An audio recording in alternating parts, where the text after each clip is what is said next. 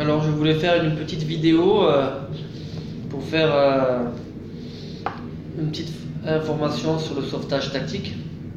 Je suis pas très à l'aise oralement, donc j'ai fait quelques entraînements, des petits entraînements.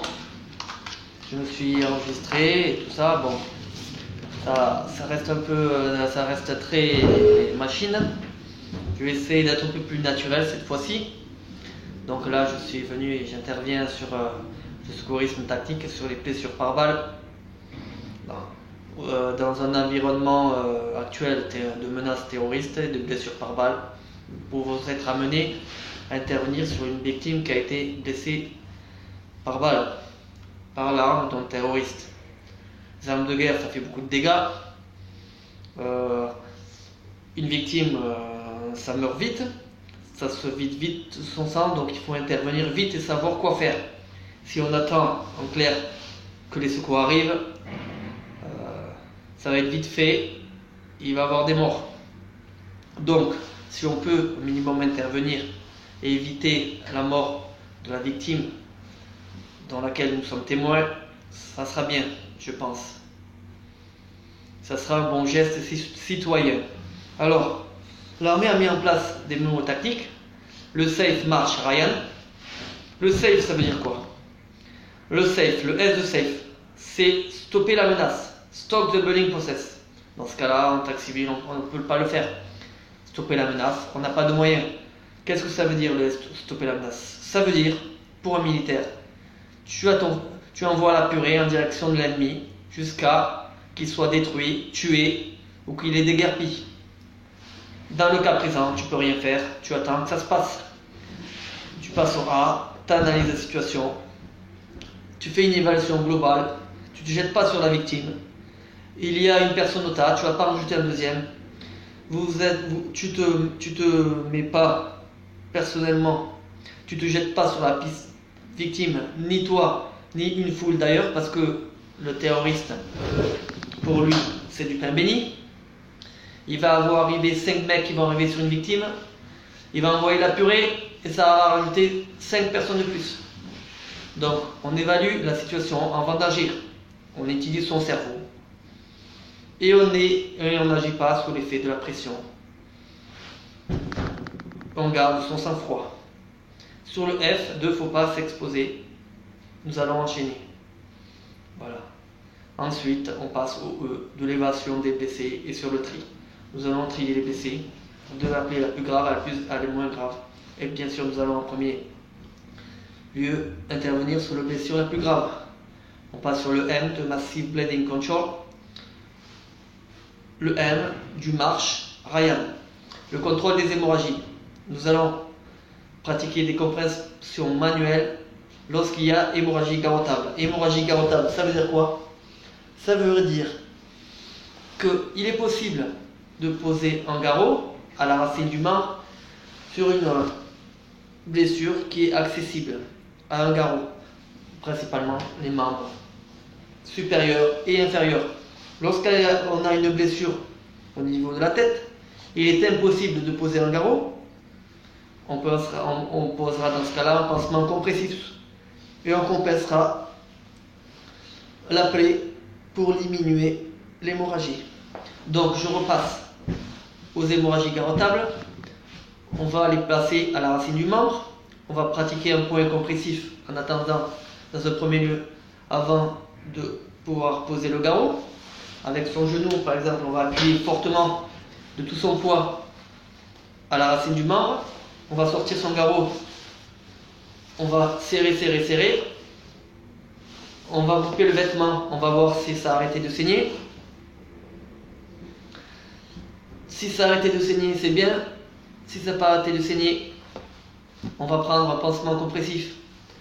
On va appliquer sur la plaie et on va compresser. Ça sera un deuxième point de compression. Ça sera mieux, toujours mieux, de poser les deux, si on peut.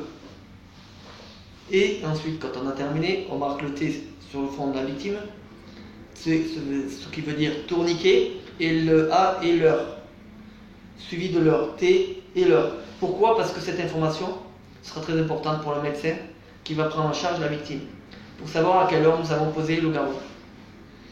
Voilà.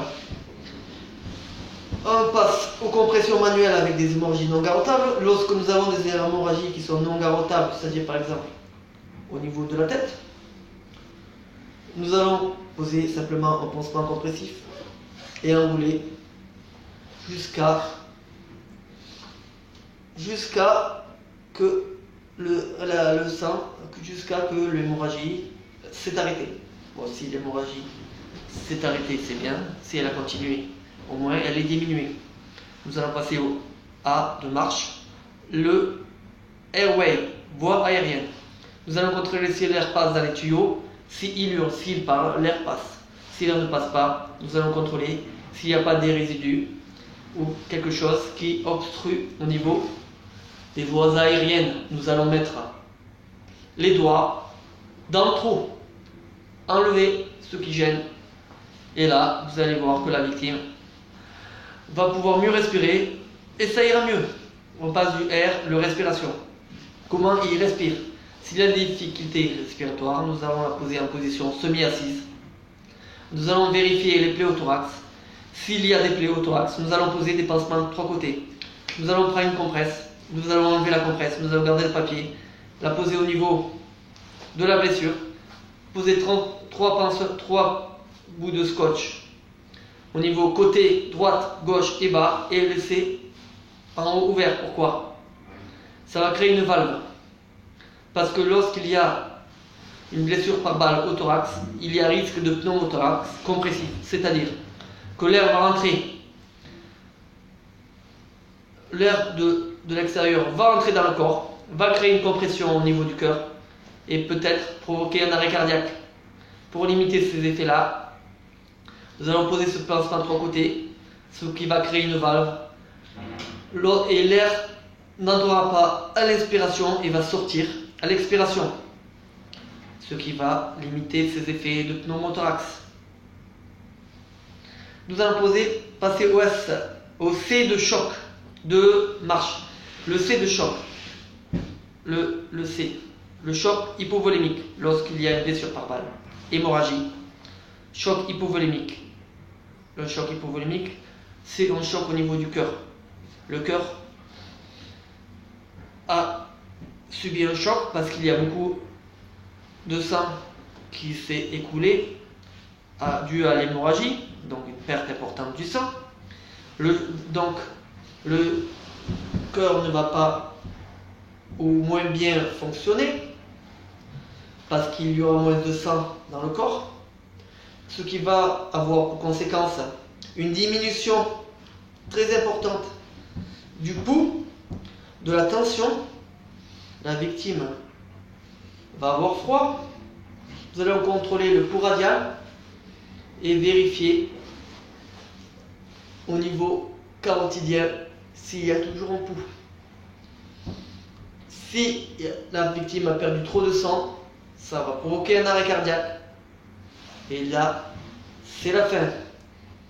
On couvre la victime et on attend.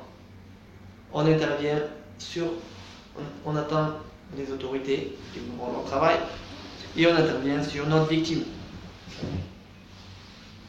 Bon, quand je dis on passe à la suivante, bien sûr, s'il y a un choc hypovolémique, on essaie par tous les moyens de réanimer la victime. On pratique un massage cardio-pulmonaire, mais ça sera très difficile de réanimer une victime qui a perdu beaucoup de sang. Dans tous les cas, on va faire tout ce qu'on peut pour sauver la victime. Si on ne le fait pas, ça pourra bien sûr nous être reproché. Nous sommes dans un monde de loi et de justice. Alors, une victime ou un témoin direct pourra nous accuser comme quoi nous n'avons pas fait ce qu'il faut,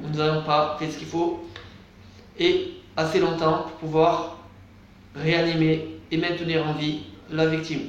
C'est comme ça. Rien à dire. Nous allons passer au H de l'hypothermie et head, c'est-à-dire neurologique. Nous allons faire un contrôle neurologique. C'est le AVPU. A de alerte conscient. V, voice, ne répond qu'à la voix. P, pain, ne répond qu'à la douleur. Le U, inconscient, unréactif. Si la personne est en P et U, c'est-à-dire ou l'un ou l'autre ou les deux, c'est-à-dire qu'elle ne répond qu'à la douleur ou qu'elle est inconsciente, nous allons la mettre en PLS. Pourquoi? Parce qu'en cas de risque de vomissement ou etc., la victime pourra s'étouffer avec son propre vomi et ainsi mourir. Intoxiqué. Mourir simplement, voilà, par étouffement. Comment savoir si la personne victime ne réagit qu'à la douleur et faire la différence si elle est inconsciente, qu'elle ne réagit qu'à la douleur? Alors si elle ne réagit qu'à la douleur, ça va être simple. On va prendre ces deux petits doigts, on va pincer la victime, on va voir dans ce cas-là si elle est consciente ou si elle est inconsciente et qu'elle ne réagit qu'à la douleur. Si elle ne répond pas en tout cas, on va la pincer, elle va se crisper, elle va bouger.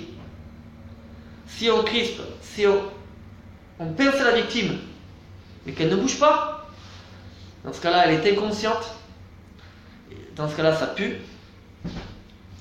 on la met en PLS et là vraiment il faut agir rapidement. On ne pourra pas faire grand chose, il faudra attendre les secours. Nous allons isoler la victime du sol parce que lors d'une blessure par balle et d'hémorragie, on perd beaucoup de sang et ça crée une perte importante de chaleur dans le corps. Ça va créer des hypothermies et c'est très grave, une hypothermie, même en plein soleil, la personne va avoir froid, très froid, va trembler, c'est mauvais signe. L'hypothermie se rajoutant à d'autres choses pour provoquer une mort rapide.